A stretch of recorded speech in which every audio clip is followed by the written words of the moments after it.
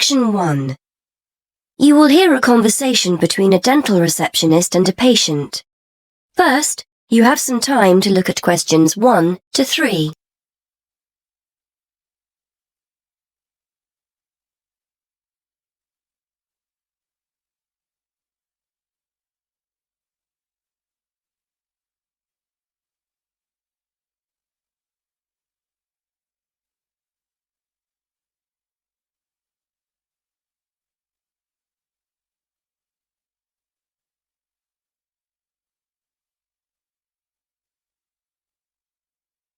Now we shall begin.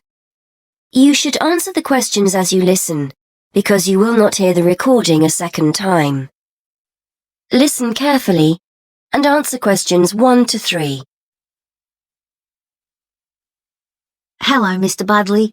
Is that your treatment finished for today? Yes, I've just had the X-ray for now. The dentist asked me to make another appointment to have one out, and then to get my teeth cleaned. OK, let's have a look at what's available. I've got a couple of free slots next week on the 16th. That's the Wednesday. Monday and Tuesday are completely full, I'm afraid. Isn't there anything sooner than that? I'm in a lot of pain. Nothing this week? I'm afraid not. We're very busy this week. One of the dentists is away on holiday, so we're a little short-staffed. If someone cancels, I'll give you a call. But for the time being, shall I book you in for the 16th? We have a free slot at 1:30 and another one at 3:30. OK. Can you book me in at 3:30? Let me make a note of that. Oh, hang on.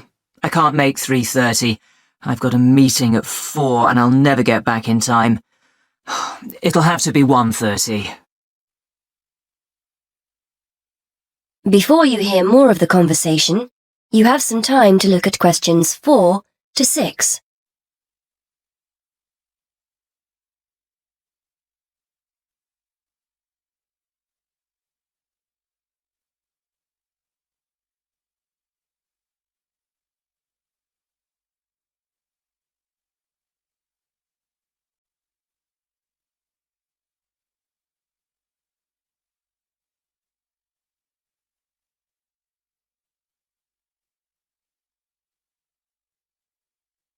Now listen and answer questions 4 to 6.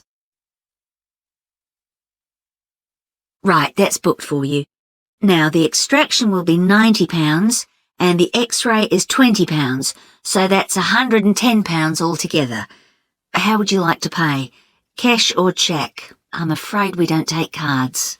I'll pay by cheque, thanks. If it's OK, I'll pay for the X-ray now, and the rest at my next appointment, just in case I have to cancel for any reason. That'll be fine.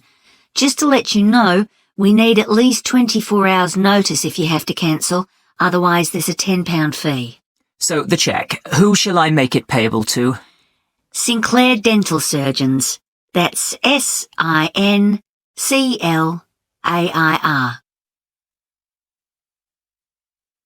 Before you hear the rest of the conversation, you have some time to look at questions 7 to 10.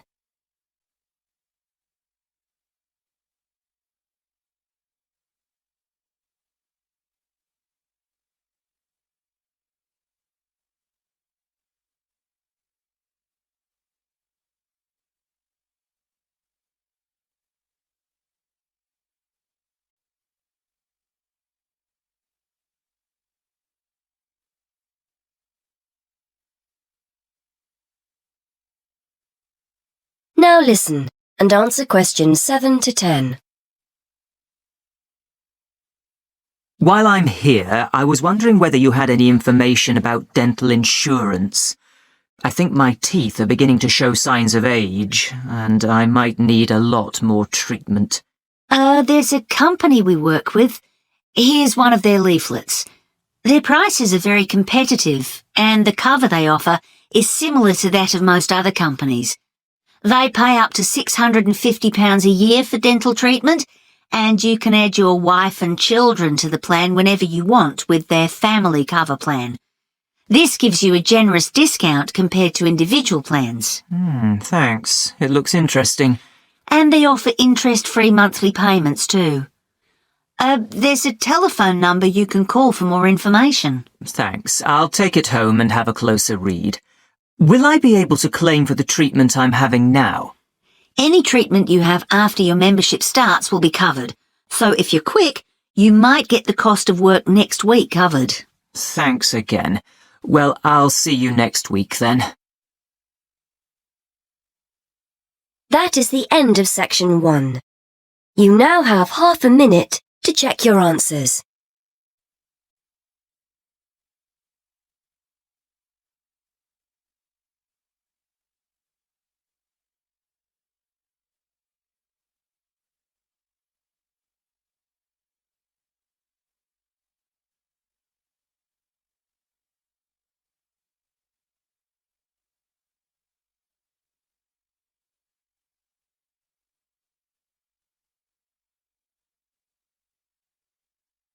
Now turn to section 2.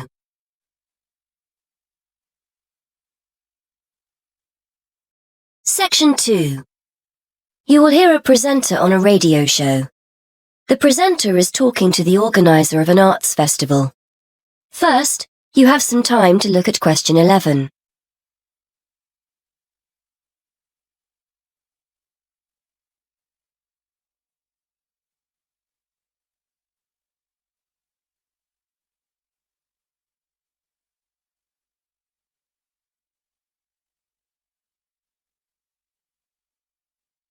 Now listen and answer question 11. Hi again. I'm joined today by Ben Knightley from the Media and Arts Centre. He's here to tell us about the launch of the city's Arts Festival. Hi Ben. This year has a particular focus, doesn't it? It does, yes. This year we want to encourage more people who would not normally describe themselves as being creative to get involved with some of our many events and workshops. Not simply turning up as spectators, but to get involved themselves, to get their hands dirty, as it were. There's such a wide offering this year that I'm sure we'll have something to suit all tastes. Before you hear more of the radio show, you have some time to look at questions 12 to 13.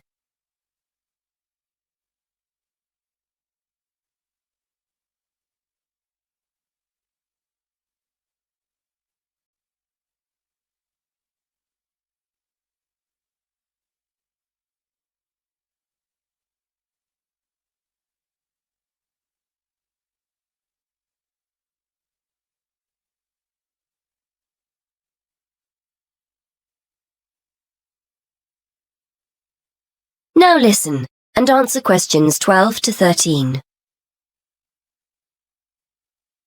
You were telling me earlier how beneficial being creative can be for us. Absolutely. I recently attended a drawing workshop and, even if I do say so myself, came away with a very good sketch I'd done. But what was particularly surprising for me was my feeling of pride and joy when I looked at the sketch again and showed it to the family. It really took me back to the feelings I had as a youngster when I'd made something. I realized that, even as an adult, we can get just as much pleasure and happiness from creative activity. Actually, research has shown that the more we allow ourselves to be creative, the happier we feel. And the more positive our frame of mind, the more creative and the more curious we become about the world we live in. Before you hear more of the radio show, you have some time to look at questions 14 to 17.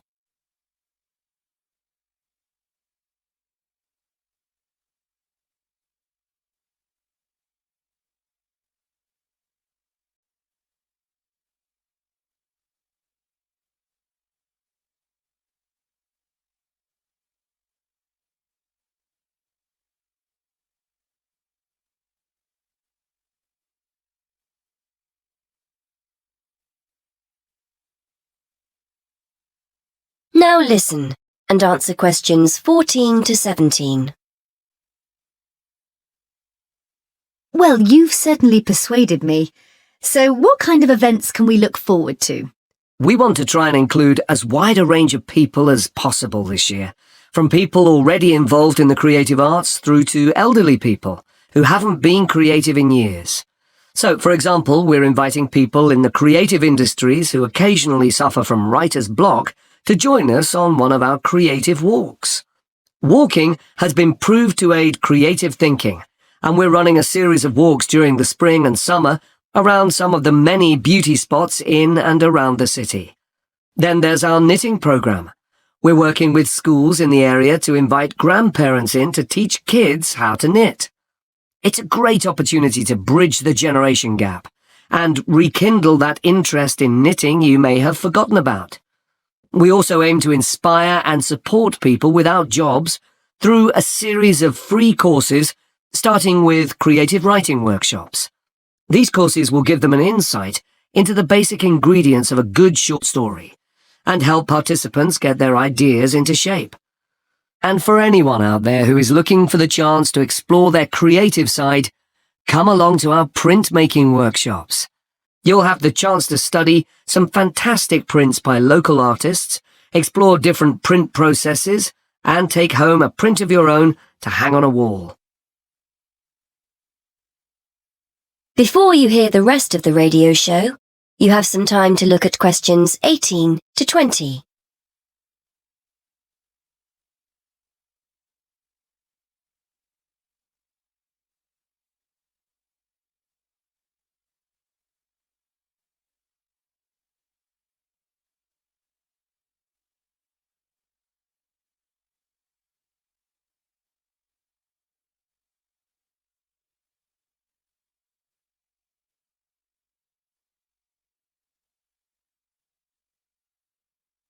Now listen and answer questions 18 to 20.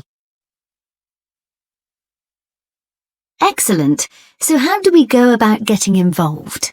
If anyone is interested in joining one of these sessions, it's important that you contact us first, as places need to be booked beforehand. We ran similar sessions last year and demand was high. As I said previously, there's no charge for any of the workshops, and materials, where appropriate, will be provided on the day. You can get further information on our website, and if you don't have access to the internet, call us on 514-2261. The booking office is open Monday to Friday from 9 to 5, but closes early on a Saturday at 12:30. Many thanks, Ben. That is the end of section 2. You now have half a minute to check your answers.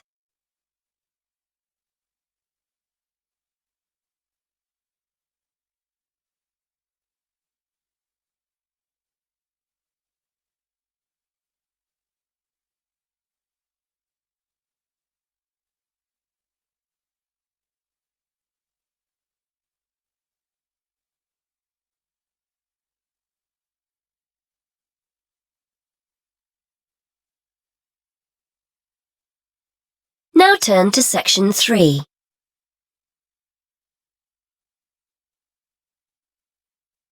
Section 3.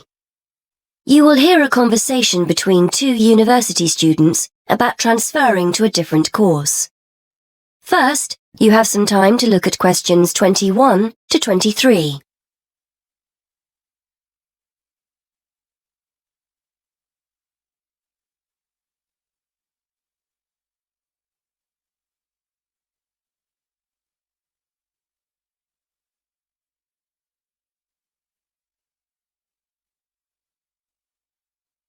Now listen and answer questions 21 to 23. Hi, Graham. How are you doing? Hi, Judy. I'm fine, thanks. And thanks for popping round.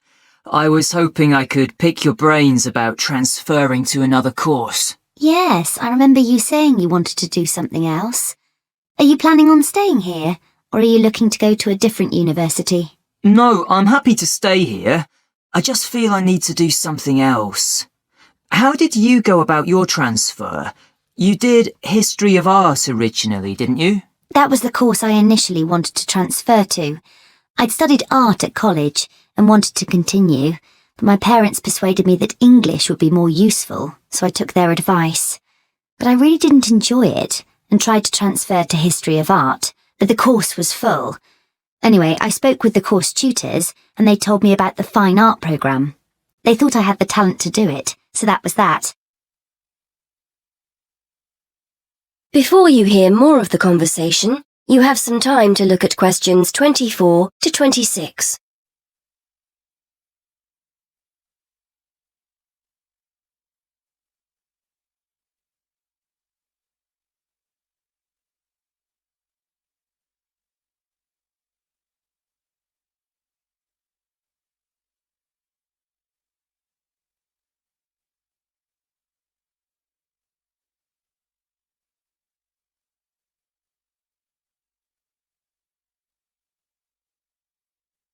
Now listen and answer questions 24 to 26.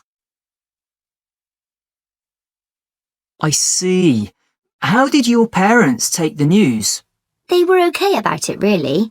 They just want me to do what I enjoy, so everything's fine there. So you're hoping to transfer as well, then? Yes, I think I've given the German course a good try, but I'm not really happy. Most of the other students on the course seem to have at least one German parent, or they've spent a great deal of time in Germany, so their German is much better than mine.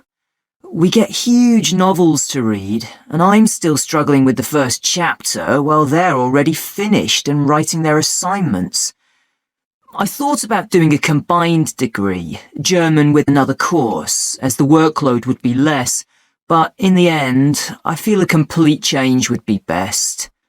One of my other subjects at school was history, and I realise now I'm actually more interested in that. One of my housemates is doing history, and it sounds like a great degree, so I've decided to focus on that. Well, people do transfer, so it's not out of the ordinary. But won't you miss the opportunity to study abroad for a year? You spend year 3 in Germany, don't you? I know. Not only Germany, actually. You have a choice of Germany, Switzerland or Austria. That would be exciting, I know, but that's really the only thing I like about the course. And I can always do some travelling after I've finished my studies. I still don't know what I want to do as far as a career is concerned, so I think it's best I study something I enjoy first and foremost. Anyway, I thought I'd ask you about how you went about your transfer before taking it any further. Before you hear the rest of the conversation, you have some time to look at questions 27 to 30.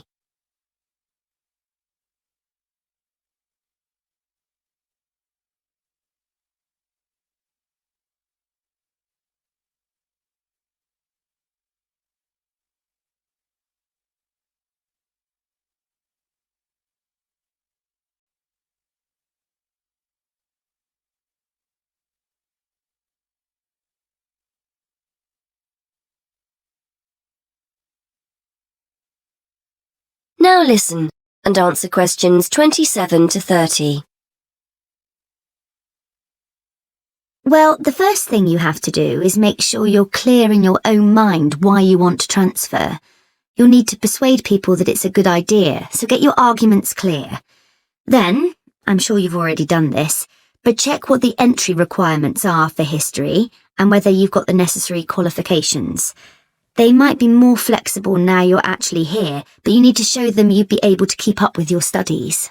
Well, I've got history qualifications, so I'm hoping that won't be a problem. Who do I have to speak to? Well, they always tell you to speak with your course tutor first, in case there's a way of making the course you're on more appealing to you. But it sounds like you've definitely decided to get out, so I'd go to the careers service next, just to make sure there aren't any restrictions on transferring. It shouldn't be a problem, but it's best to check first.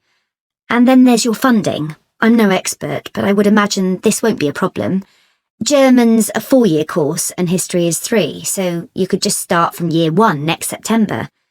If the career service think it's okay and there are no funding problems, go and speak to the admissions tutor in the history department, just to see if they're happy with your qualifications and if there are places. Okay. Well, I'm hoping it'll be okay. I'm planning to transfer at the beginning of next year rather than halfway through this year. Yes, hopefully it'll be all right. If they accept you, it's pretty straightforward after that. It's not like you're going to another university. You just have to complete a form. I think it's called an internal transfer form. Your current head of department and the one for the course you're transferring to have to add their signature as well, and that's it. Well, thanks for that, Judy. I'd better start making my case for transferring, I suppose. That is the end of section 3. You now have half a minute to check your answers.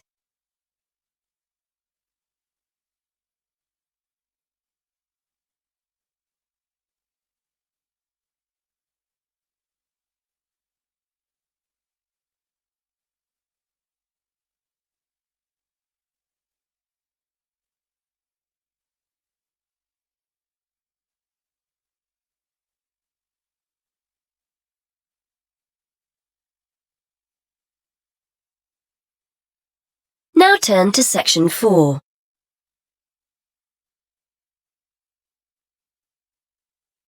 Section 4. You are going to hear a lecturer giving a talk on a psychological condition called synesthesia. First, you have some time to look at questions 31 to 40.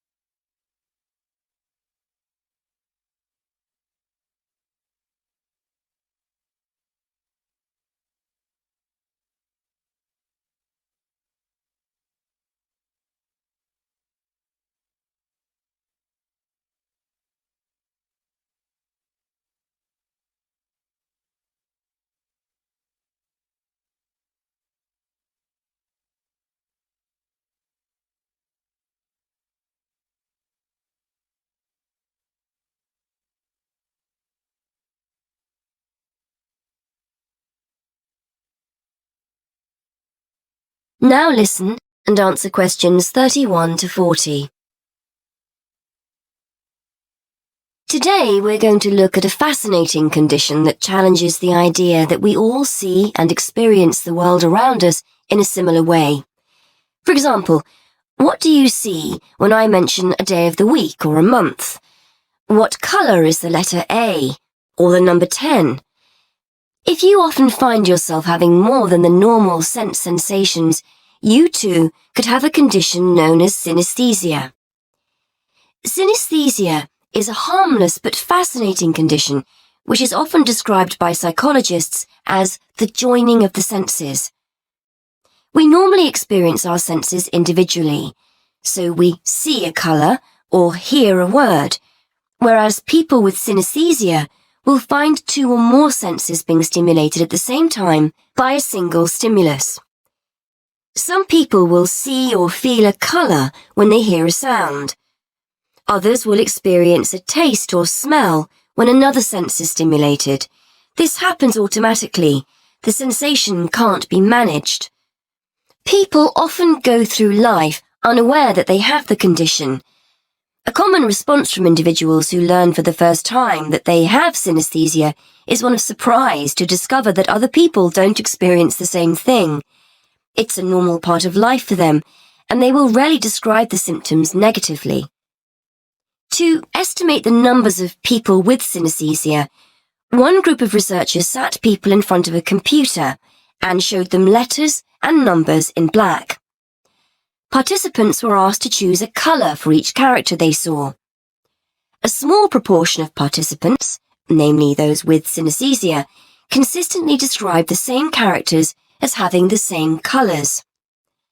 On the basis of the results, researchers were able to predict that synesthesia affects about 1% of the population. This number has been confirmed in other research. Synesthesia takes many different forms, but the most common is to see or feel a colour in relation to letters and numbers. It's commonplace for people to identify A with red, B with blue, and so on. Some people will actually see a colour, but in most cases, it's a question of feeling or sensing the colour. However, it's just as commonplace to see days, months, letters and numbers spatially, that is in lines or circles, for example. People might say they see Monday up high, Tuesday just below Monday, Wednesday on the left, Thursday on the right, and so on. This doesn't mean that people with synesthesia always agree on what they sense. Two synesthetes will often argue over the colour of a letter, for example. But patterns emerge if a large enough sample of people are observed, providing clear evidence of this condition despite individual variations. Colour and spatial synesthesia are amongst the most common forms of the condition, but they are by no means the only way people experience it. One of the more interesting combinations is word-taste synesthesia. This occurs when words lead the person to experience tastes or certain taste sensations. So a person's name might have the flavour of a particular sweet.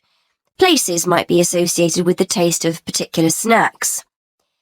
Taste needs to be seen in a wider context here. The sensation may be a feeling on the tip of the tongue or at the back of the throat and will differ from person to person.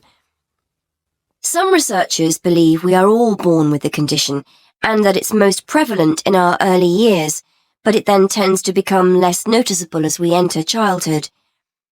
It's a fascinating thought that as infants we experience the world around us through our senses in a different way than as adults.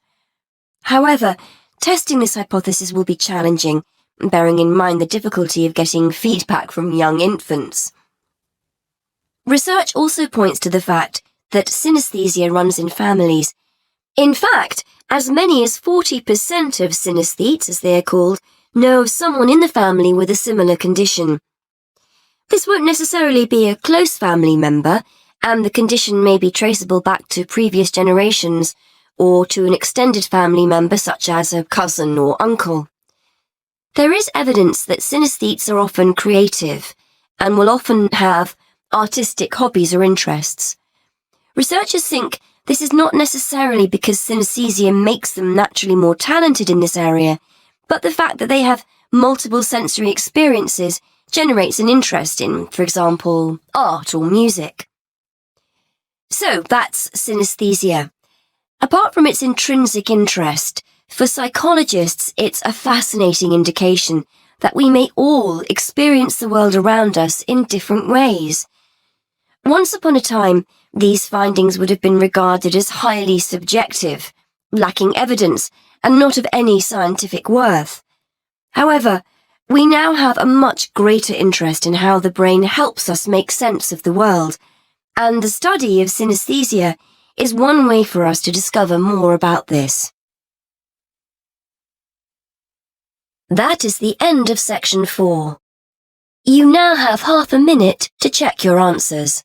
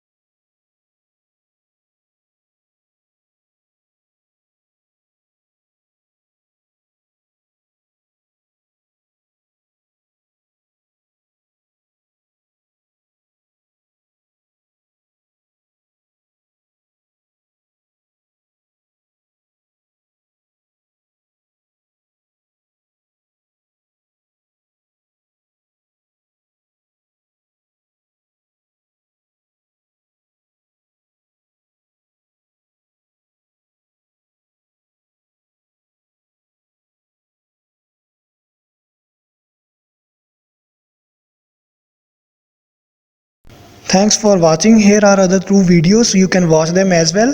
And if you haven't yet subscribed my channel, please subscribe it and hit the bell icon for my upcoming videos, and share these all videos among your friends.